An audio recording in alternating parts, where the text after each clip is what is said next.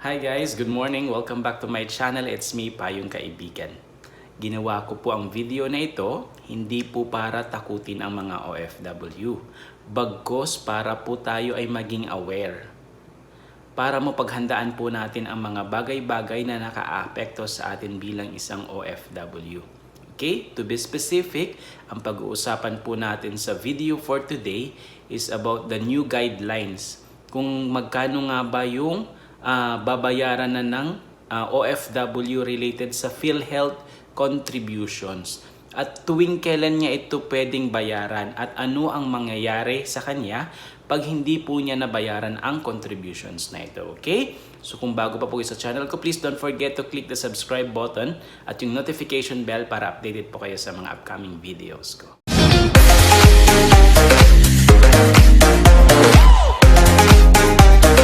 So magbibigay lang po tayo ng brief overview tungkol po dito sa PhilHealth contributions na ito. Bakit nga ba tumaas ang PhilHealth contributions sa mga OFW? Okay? So just going back, pinirmahan po ng ating mahal na Pangulo earlier in 2019 yung Universal Healthcare Act.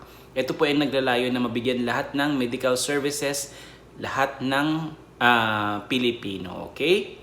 At dahil po dyan, may expanded scope or services na ibibigay na po sa atin. Una, magiging free na daw po yung mga consultation services, yung mga laboratory tests, at yung mga diagnostic services na ibibigay. So, syempre, dahil po may mga ganong added scope, malamang kakailanganin po ng malaking pondo niyan. At syempre, isa po sa na-target po nila na income generating ng pondo is yung mga overseas Filipino workers. Okay? So pag-uusapan na natin ngayon kung magkano na nga ba ang babayaran na PhilHealth contributions ng isang OFW.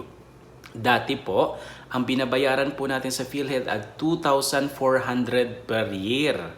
Okay? Alam nyo po yan kasi hindi po kayo bibigyan ng OEC, ng Overseas Employment Contract pag hindi po kayo nakapagbayad ng PhilHealth contributions. Okay? Ngayon po, meron po silang nilatag na programa. Okay?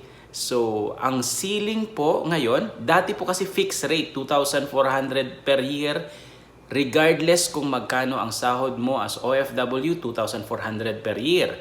Pero ngayon po, salary based na po ang pagbabayad ng PhilHealth contributions. Okay? Ano po siya? Magsisimula po siya sa 2.75% ng MBS mo, monthly basic salary. From 2.75% in 2019, aabot na po siya ng 5% until 2024 or 2025. Okay, so pag-uusapan po natin ang taong 2020. Okay, ang ceiling ngayon, ibig sabihin ito, kunyari, ang sahod mo, ang basic salary mo ay 60,000 pesos per month.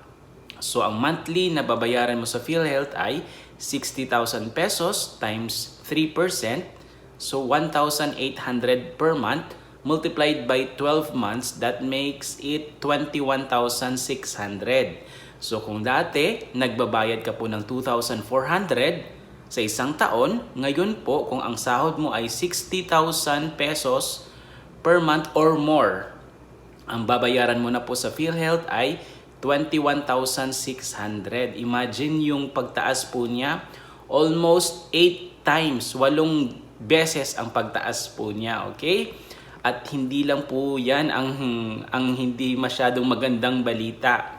Every year tumataas po yun. As what I have mentioned, yung rate from 2.75, tumataas po yan every year. Aabot po yan ng 5% until 2025. Ganun din po yung ceiling, di ba?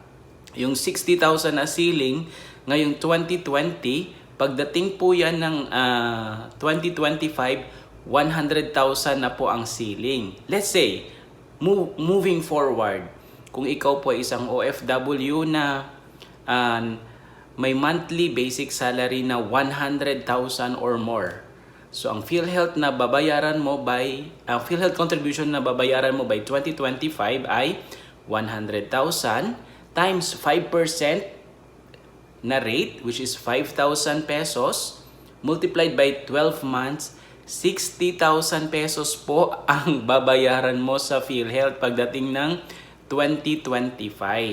So, nababanggit po natin ang ceiling. Ano po bang ibig sabihin ng ceiling? Siyempre, kunyari 2020, ang ceiling po ay 60,000 pesos. Kung ikaw po ay sumasahod ng 65,000, ang babalikan po niyan, ang calculation pa rin yan ay 60,000. Ibig sabihin, yun po yung ceiling, yung pinakadulo, pinakahangganan. Kung sumobra ka pa po dyan, hindi na po i-consider yon. Babalik po tayo sa ceiling. Ganun po yung purpose ng ceiling. Okay? So, ang hindi pa po kagandahang balita dito, mandatory po ang payment niyan, guys. Alam naman po natin na hindi po tayo bibigyan ng overseas employment contract pag hindi po natin nabayaran yung PhilHealth. So, paano natin? Paano arrangement naman ngayon sa pagbabayad ng PhilHealth contributions? Let's say, by 2020, aalis ka. Diba? So, yung calculation ng PhilHealth contributions mo, ng babayaran ay, yun nga, 60,000 times 3%, which is 1.8 per month, times 12, 21,600. Dahil po ang 2020 ay transition year, di ba? Ngayon pa lang po kasi nila parang ini-implement 'yan. So binibigyan pa po tayo ng medyo maluwag na tawag nito na treatment ngayon. So ang payment mo niyan, 21,600, ang hihingin muna nila sa iyo, ang pababayaran muna nila sa iyo this year is 2,400 bago ka bigyan ng OEC. Okay? You have the option. Kung kaya mo naman bayaran yung 21,600, di ba? Why not? Bayaran mo na agad kung kaya mo. Pero kung hindi mo kaya, ang pipilitin nila, ang mandatory na hihingi nila sa iyo ay 2,400. At yung balance po noon, may option ka pa. Kung pwede mo siya bayaran quarterly or once a year. Pwede mo siyang bayaran before the end of the year. Okay? At ang hindi pa po kagandahang balita, kunyari, nag-option ka, kung hindi ka po makapagbayad on time, meron po siyang interest at mga penalties, which is dapat daw hindi aabot ng 1.5% interests per month pag ikaw po ay nagkaroon ng default sa payment ng iyong PhilHealth contribution. So, di ba? Sobra na po talaga siyang tawag nito, mabigat na pasanin para sa mga OFW. Actually, ang medyo apektado talaga nito ay yung ating mga mostly yung ating mga kasambahay. Let's say si Kabayan, ang sahod po niya monthly, ang monthly basic salary po niya ay 20,000. So, i-multiply po natin yan at 3%. So, imagine that, 600 pesos po niyan ay mapupunta na po sa PhilHealth monthly. Multiplied by 12, 7,200 po ang kailangan niyang ibigay sa PhilHealth. Okay? So, sana naman guys, nagkaroon po ito ng consultation sa mga grupo ng mga OFW. I'm sure nagkaroon naman. Kaya nga naman naging ganap na ito na batas at naging naipatupad na. Kasi di ba, for sure nagkaroon naman ng consultations. Okay? At ang hindi lang nito maganda kasi nakalink po siya sa pagbibigay ng OEC.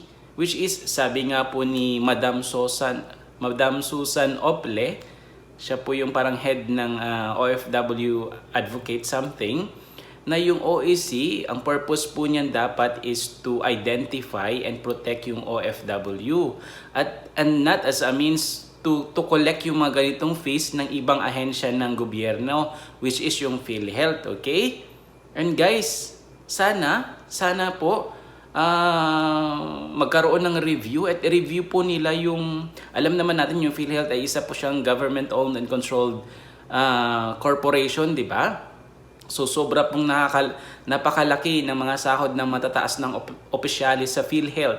Sana po maayos muna nila yung corrupt na sistema nila dyan.